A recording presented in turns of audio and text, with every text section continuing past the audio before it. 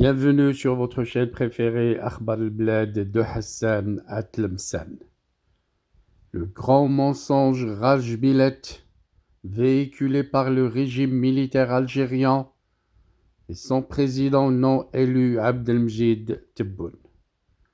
Une analyse géopolitique et économique sur Akhbar al-Blad que nous allons suivre tout de suite. 54 ans après le traité frontalier de 1972, le régime algérien relance en grande pompe l'exploitation du gisement de Raj Bilet, présenté comme un tournant historique pour l'économie nationale. Mais derrière l'annonce officielle, une question centrale se pose. S'agit-il réellement d'un projet stratégique viable ou d'une opération politique destinée à masquer un échec structurel en interne? Un projet né dans les années 70. Ce gisement est connu depuis l'époque coloniale. Dans les années 70, sous Houari Boumedienne, l'Algérie adopte une stratégie dite industrialisante. L'objectif était de construire une sidérurgie nationale, de réduire la dépendance extérieure, de transformer l'économie rentière. À l'époque, le contexte mondial était différent, moins de concurrence internationale, il y avait moins d'abondance du minerai non phosphoré et la vision étatique était très centralisée.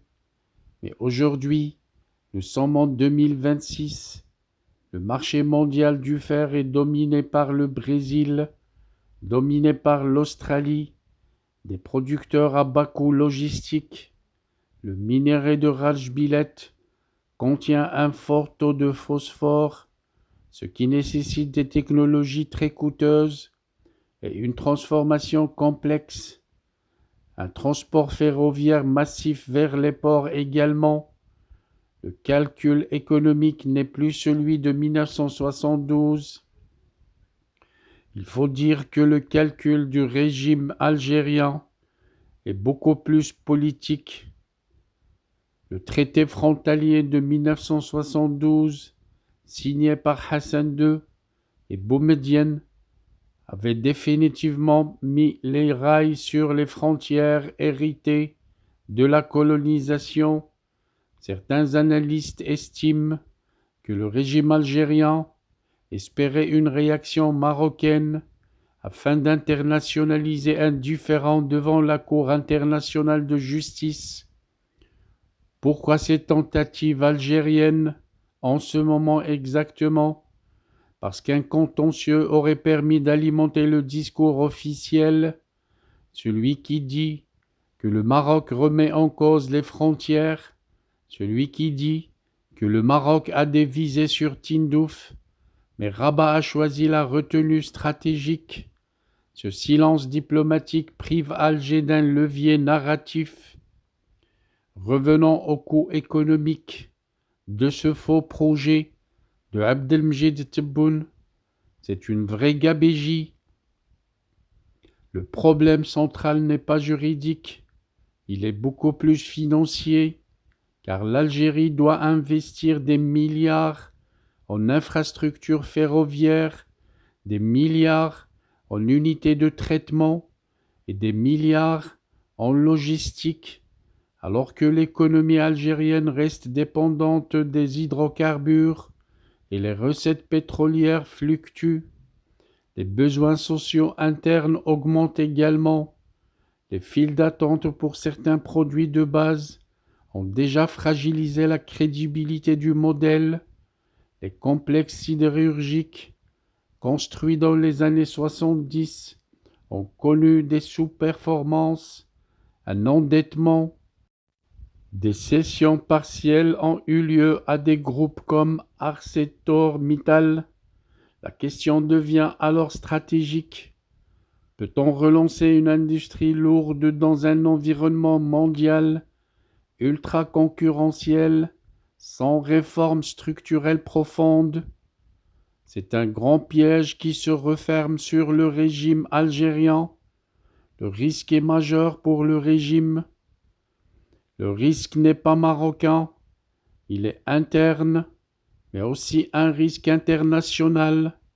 Loin du Maroc, l'Algérie, un pays qui modifie ou instrumentalise un traité qu'il a lui-même signé, peut fragiliser sa crédibilité diplomatique. Or, la confiance est essentielle pour attirer les investisseurs et pour nouer des partenariats industriels, mais aussi pour financer des infrastructures. Si le projet échoue économiquement, il deviendra un symbole de mauvaise gouvernance. Il renforcera la critique d'un système dominé par des décideurs typiquement militaires. Il illustrera le décalage entre propagande et réalité.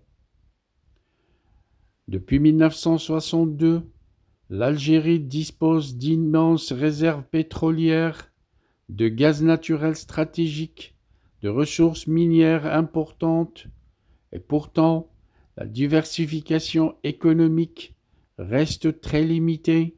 Le problème n'est pas le sous-sol, le problème est le modèle de gouvernance, un système centralisé, un système opaque, dominé par des logiques sécuritaires plutôt qu'économiques. Il produit souvent des projets vitrines, des annonces spectaculaires, des résultats incertains. Rajbilet pourrait devenir soit un succès industriel, soit le symbole d'un pari risqué lancé pour des raisons politiques. En conclusion, le grand mensonge n'est peut-être pas l'existence du gisement. Le véritable enjeu est ailleurs. Le projet est-il économiquement rationnel ou politiquement instrumentalisé? L'Algérie peut-elle supporter un nouvel échec industriel majeur? Le Maroc, en choisissant la retenue, évite de transformer ce dossier en conflit frontal. Le temps dira si Rajbilet sera une renaissance industrielle ou un monument supplémentaire aux illusions stratégiques. En tout cas, il s'agit d'un territoire marocain qui, tôt ou tard, reviendra à la mère patrie, le royaume du Maroc, comme c'est le cas déjà pour le Sahara occidental marocain. Merci pour votre attention. Si vous avez aimé cette analyse, cliquez sur j'aime.